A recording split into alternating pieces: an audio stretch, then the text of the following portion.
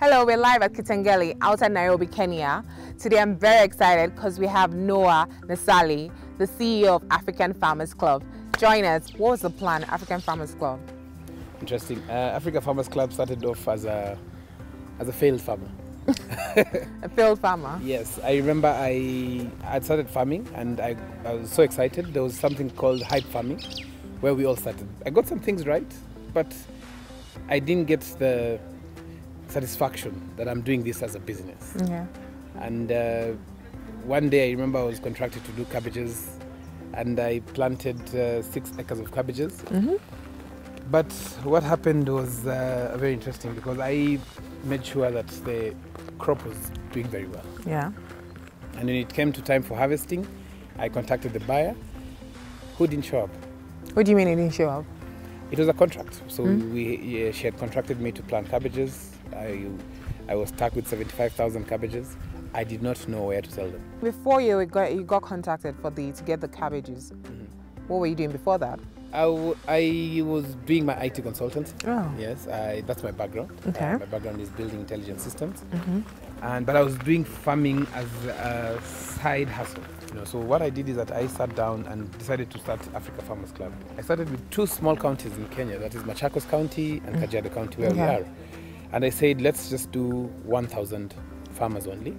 We can share information, we can share agronomic support. So within the 3 months that we had anticipated to get 1,000 members, we got 16,000. Kenyan farmers or other African countries? Initially it was just Kenyan farmers, but I think because of the name Africa Farmers Club, it got people just, yeah. Yes. So how many people do you currently have in the group? Currently we have 132,000. We have a set of weekly rituals. On Mondays we talk about planning your week in the farm. What do you do to plan your farm?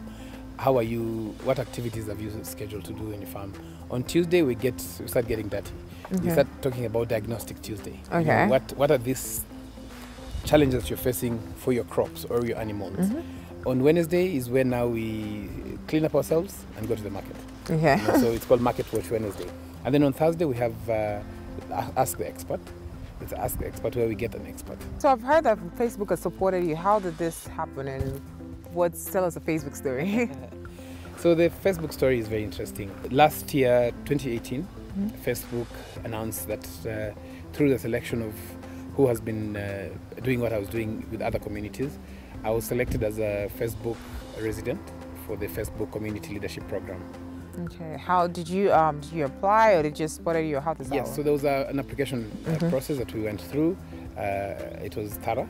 Okay. And we went through the application, and we managed to get there. Facebook also committed to give me $1 million to amplify what I was doing, and that is the reason why I opted to start a non-profit. It's called AFarmers. So it's AFarmers, the home of Africa Farmers Club. One of the other things that we're also running is called the Satellite Farmer Program.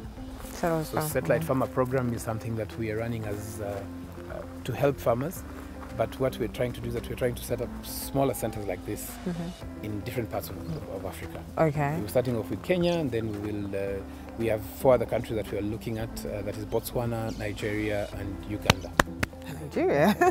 Our target is within 2 years to fund 1,000 farmers, between $500 to $2,000 each, depending on the need and what they're going to do.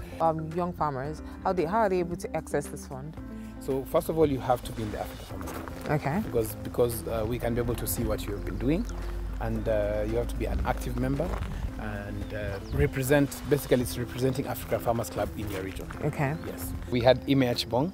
Oh wow. The vice president of Facebook coming here and visiting us and planting. Oh, so he planted this?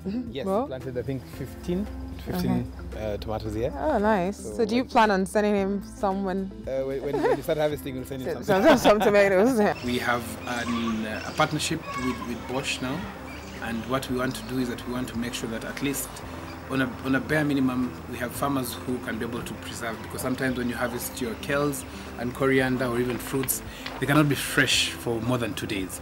Instead of having the post-harvest losses, which contribute around 30 to 40% of our losses as farmers. So this is a product that can really work well for them. One of the things that we are also doing is seedling propagation unit. Okay.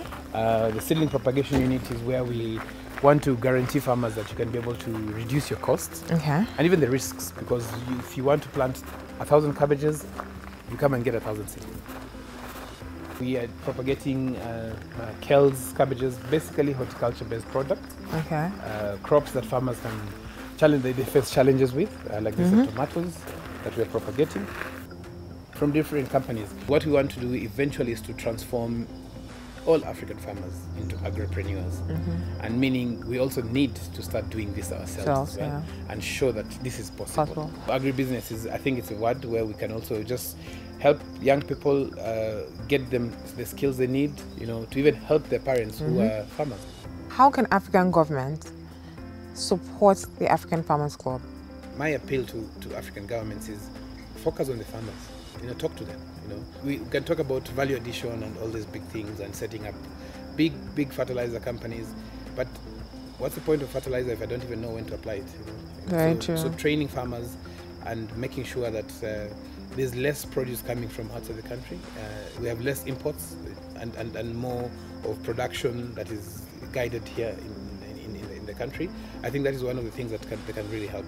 What are some of the challenges the African farmer face, or just the regular challenges that we know the challenges African farmers face? Well, you as an organization, what are you guys facing?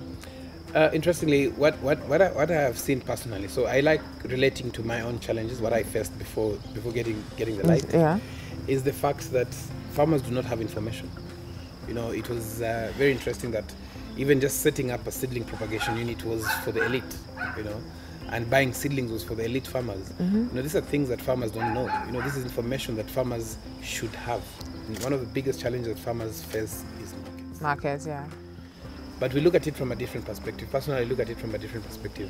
Is it that we do not have the markets, or are there other factors that affect going to the market? For example, logistics. Probably I don't have a truck to take my tomatoes. Post-harvest storage. Post-harvest, yes. You know. Something else is just basically, probably I don't know how to negotiate. Okay. And so when buyers come, they just buy at a low price, you know, because not everybody's a marketer. If you have a billboard that has 360 million viewers, what message would you like to tell them about agriculture? African agriculture is something that we should think about. We eat every day. We think about food when you're in the offices, but sometimes we don't think about who produces this food. And so probably we should also start thinking about how do we support our local farmers.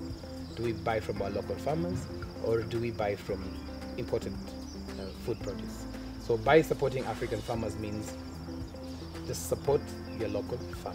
So Africa Farmers Club is a community of farmers. We are standing at 132,000 online digital farmers, but we have a bigger viewership and we have a bigger number of local farmers who are not online.